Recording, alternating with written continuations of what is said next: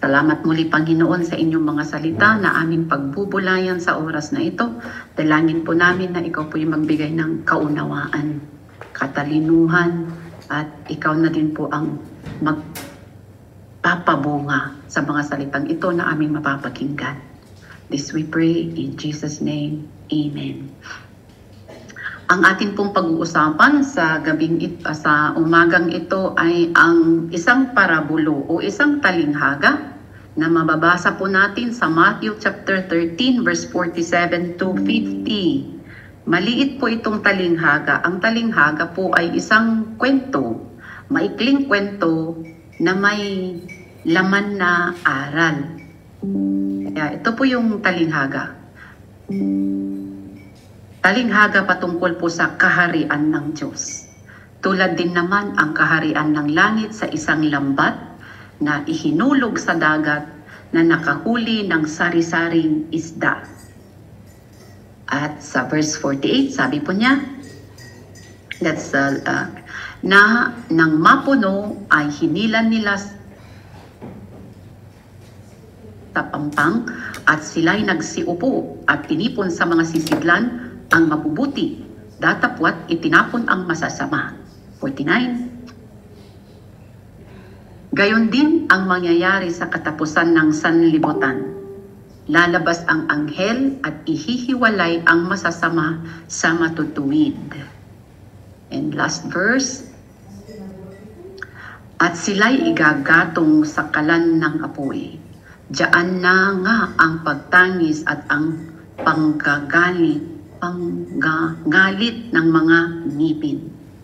So ito po, nandito na po yung maikling talinghaga at kung ano na rin po yung ibig niyang sabihin. Yung talinghaga po ay patungkol sa kaharian ng Diyos ay ang mangingisda ay naghagis ng lambat sa in the sea, sa tubigan, sa water, hindi ba ibayan? At ang lambat na ito ay doon pumaroon o nagkalap o nagtipon ng iba't ibang uring isda. Kasi ang lambat, kung saan siya ihinagis, lahat ng isda na nandun ay nakukupkup. At pagka ahon sa pampang, ihihiwalay na po yung mapakinabangan na isda at yung hindi. Sabi niya, ganon din sa katapusan ng mundong ito, ng sanlibutan.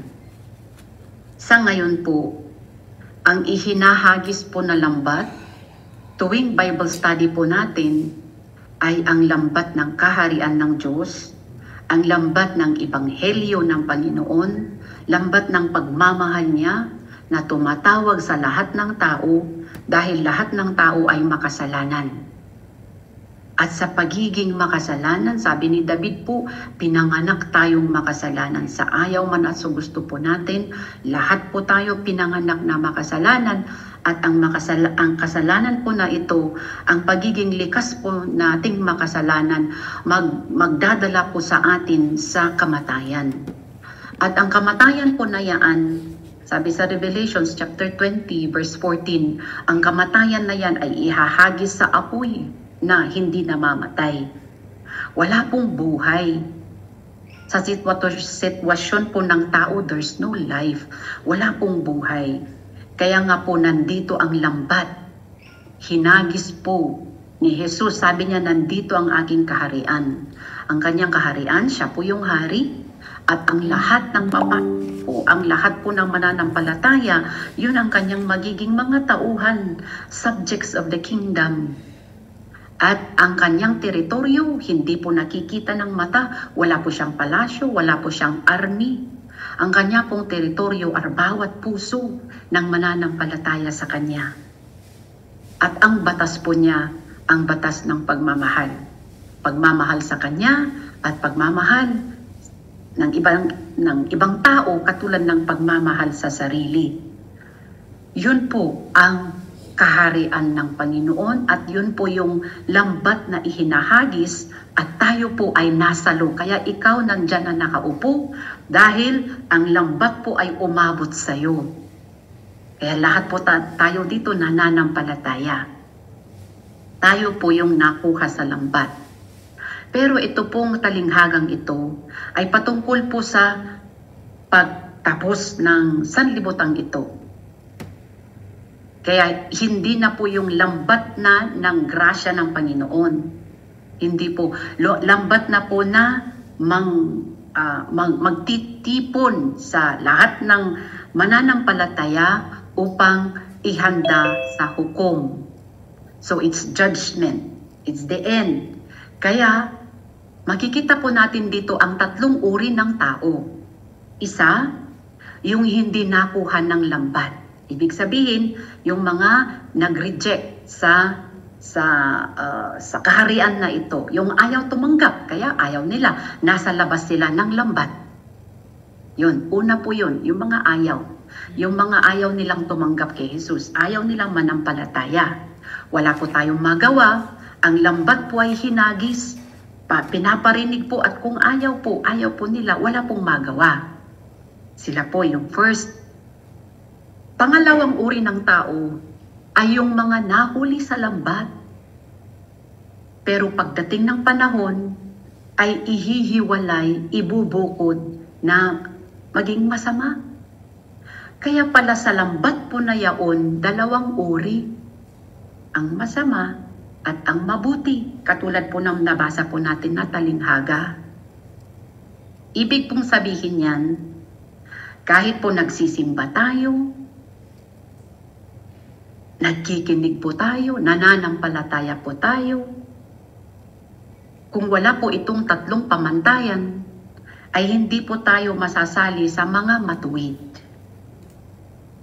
Sabi po diyan, darating ang kanyang mga anghel, ihahagis ang lambat, dadalhin sa pampang at ihihiwalay ang masama sa matuwid. Ang mga anghel po na maghihiwalay, hindi po mag-geges, hindi po mag-jack and boy. Hindi po yun ang pamantayan nila upang ihiwalay ang mga tao na nakuha ng lambat. Meron po silang pamantayan, tatlo. Ayon po sa Matthew chapter 25, unang-una, tatlong talinghaga ang nandito sa Matthew chapter 25 at sinasaad po yung tatlong pamantayan ng mga anghel kung paano po sila maghihiwalay. Hindi po sila tatayo doon sa pampang at sasabihin, oh ito matuwid, oh ito, hindi. Sa sarili po nilang pamantayan. May pamantayan pong binigay ang may-ari ng kaharian. At unang-unang po, sa Matthew chapter 25, tatlong talinghaga. Ang unang talinghaga ay ang talinghaga po ng 10 berhen. Ito po ay patungkol sa silyo ng Santo Espiritu. Sabi po sa Ephesians chapter 4 verse 30. Ephesians chapter 4 verse 30, sabi po diyan, Huwag ninyong pighatiin ang Espiritu Santo ng Diyos na sa Kanya kayo'y tinatakan hanggang sa arawan ng pagkatubos. Ang Santo Espiritu po na itinatak sa atin ng Diyos ay pinakauna-una na hahanapin ng anghel upang tayo ay Kanyang ihiwalay bilang matuwid. The seal of ownership. Ang baka sa Pilipinas po, diyan po sa atin, kung hindi po gaanong kayaman ang may-ari ng baka, pagtitipunin po yung mga baka ng iba't ibang may-ari. At ang basihan ng may-ari ay ang tatak o ang silyo ng initial ng pangalan na nasa likod ng baka. Sa may the bottom part, 'di ba? May silyo doon. Kung may pag-maaari ni Santiago Rojas nakatatak doon SR. Ibig sabihin, pag-aari ito ni Santiago Rojas. Ganun po. Katulad din po nating mga mananampalataya na nahuli ng lambat na ito. Meron po lahat tayong tatak. At wala pong iba kundi ang Santo Espiritu. Kailan po yun maitatatak sa atin? Sa Ephesians chapter 1 verse 13, sabi po niya, ang mga napakarinig ng Ebanghelyo, look here, nasa kanya, kayo rin naman pagkarinig ng aral ng katotohanan ng Ebanghelyo ng inyong kaligtasan, nasa kanya rin naman mula nang kayo'y magsisampalataya, kayo'y tinatakan ng Espiritu na ipanangako. Kailan po matatatakan isang mananampalataya?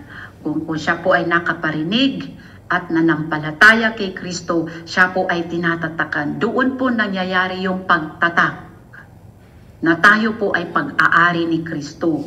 Kaya unang-unang kriteriya na hahanapin ng anghel upang ibubukod ang isang matuwid sa isang masama ay ang tatak. Hahanapin po yung tatak at sasabihin, ito matuwid. Pangalawang kriteriya o pangalawang pamantayan ay ang pagiging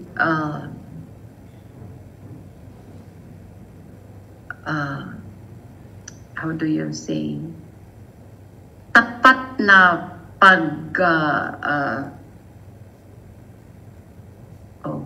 tapat na pamamahala ng anuman na entrusted na ipinagkatiwala sa atin.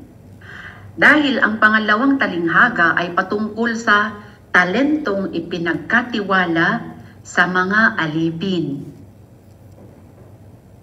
Lahat sila alipin, katulad po natin, lahat po tayo naniniwala, tinatakan po tayo ng Santo Espiritu, lahat tayo naging servant ng Panginoon, naging tagapaglingkod, lahat tayo naging lingkod ng Panginoon.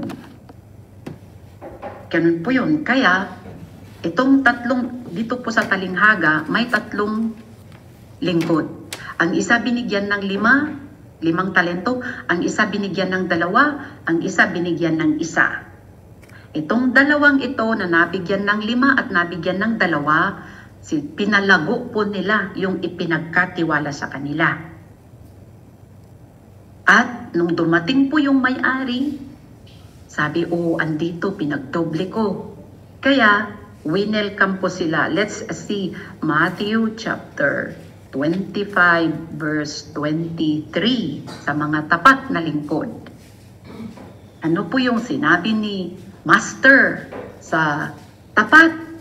Sabi niya sa kanya, verse 23, okay. Sinabi sa kanya ng kanyang Panginoon, mabuting gawa, mabuti at tapat na alipin. Nagtapat ka sa kakaunting bagay, pamamahalain kita sa maraming bagay. Pumasok ka sa kagalakan ng iyong Panginoon. Enter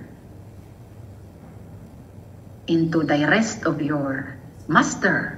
Wini-welcome siya dahil naging tapat siya sa ipinagkatiwala. Itong isa naman ang binigay, tingnan po natin kasi itong binigyan ng isa, wala po siyang ginawa sa verse 26. Hindi po niya pinarami.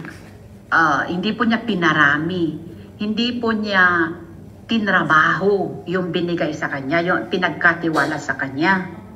At sa verse 26, let's see verse 26, sabi niya, itong isa na hindi walang ginawa. Datapwat sumagot ang kanyang Panginoon at sinabi sa kanya, ikaw na aliping masama at tamad, nalalaman mong ako'y gumagapas sa hindi ko hinasikan at nag-aani doon sa hindi ko sinabugan. In 27, patuloy po tayo doon. Sabi niya, gayon pala'y ibinigay mo sana ang aking salapi sa nagsisipang ngalakal ng salapi at nang sa akin pagdating ay tinanggap ko sana ang ganang akin pati ng pakinabang. Ano po yung address niya? Ano po yung pagtawag niya po sa alipin, sa lingkod po na ito na walang ginawa? Sabi niya, tamad. Can we go back to verse 26? Sorry. Sabi po niya dyan, aliping masama at tamad. Alalahanin po natin siya po ay kasali sa lambat. Siya po ay isang lingkod. Kasama po siya. Kaya nga po may pagsusuri. Kaya susuriing matuwid at masama. Itong walang ginawa, hindi naman siya gumawa ng masama para siya tawaging masama. Hindi man siya pumatay ng tao, hindi man siya nagnakaw, wala siyang ginawa, kundi naging tamad. Hindi niya tinrabaho yung pinagkatiwala sa kanya. Kumasya po yun. Let's read verse 30. Sabi po doon sa verse 30, at ang aliping walang kabuluhan, ang tamad at masamang alipin ito, ay iyong itapon sa kadiliman sa labas. Diyan na nga ang pagtangis at ang panggagaliit ng mga ngipin. Ibig sabihin po, impyerno. Kaya, ang pagiging tapat sa anumang ipinagkatiwala po sa atin ng Panginoon, atin po siyang palaguin para sa may-ari. Paano po? Katulad po natin dyan sa kulungan. Anong gagawin? Ano bang ipinagkatiwala sa atin? Ipinagkatiwala itong buhay. Meron tayong oras, meron tayong panahon, meron tayong lakas, meron tayong kaalaman. Kahit po nandyan kayo sa loob ng kulungan, hindi po kayo masyadong makakagalaw, meron pa rin kayong magagawa sa buhay na ipinagkatiwala. Gamitin po para sa iba. Huwag po mabuhay sa sarili lamang.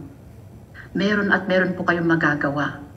Ipamalita itong kaharian na ito, ipanalangin ang nangangailangan ng panalangin. Meron at meron pa rin po para hindi po tayo itong magiging tamad at walang silbi na lingkod. Ang silyado ng Santo Espiritu, yung Santo Espiritu po na yun, ang magkukos po sa atin upang gawin ito. Hindi po siya outside force, inner, manggagaling po sa loob natin. Ang magsasabing, panalangin mo siya. O tulungan mo siya. Kasi likas na tao makasarili. Pero pag nandito po nananahan ang Santo Espiritu, siya po yung maglilid sa atin na gawin ang kabutihan, mamuhay, gamitin ang buhay na ito, ang panahon at ang lakas na ito para manilbihan. Hindi lamang mabubuhay sa sarili. Tapat po na lingkod yun. Pangatlo pong pamantayan. Pangatlong pamantayan, dito rin po sa Matthew chapter 25 ay ang pananampalatayang may gawa.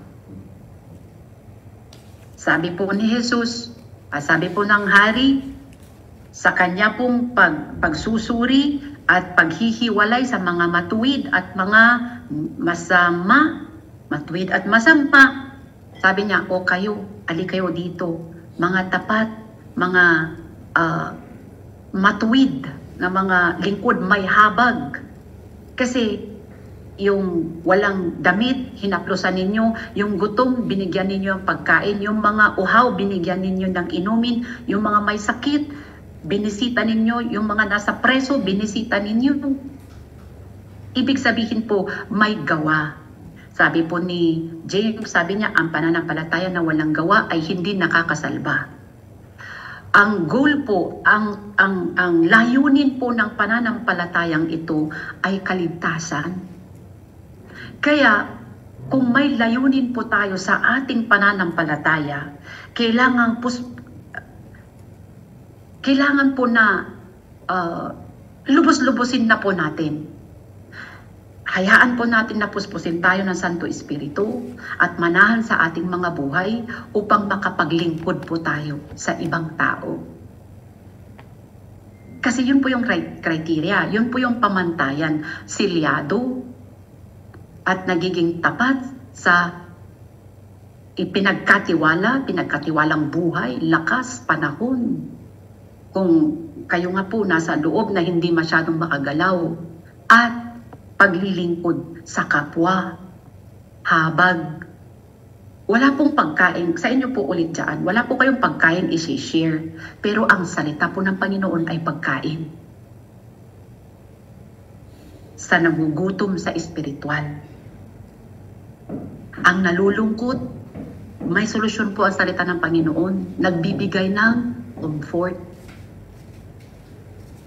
Sa mga nagugulumihan sa buhay, may solusyon po ang salita ng Panginoon. Nagbibigay po ng pag-asa. Meron ka nun, kaya meron kang magagawa. Makakapaglingkod pa rin po tayo kahit po nandyan po kayo. Upang papasa po tayo sa 3 criteria. Kaya nga po nauna yung silyo. Kasi yung silyo po ang is the Holy Spirit that will cause us to serve, to be compassionate to others. Hindi po atin, it's not credited po to us. It's to the Holy Spirit po na silyo po natin na nananahan po sa atin. Yun po ang aral natin sa gabing ito.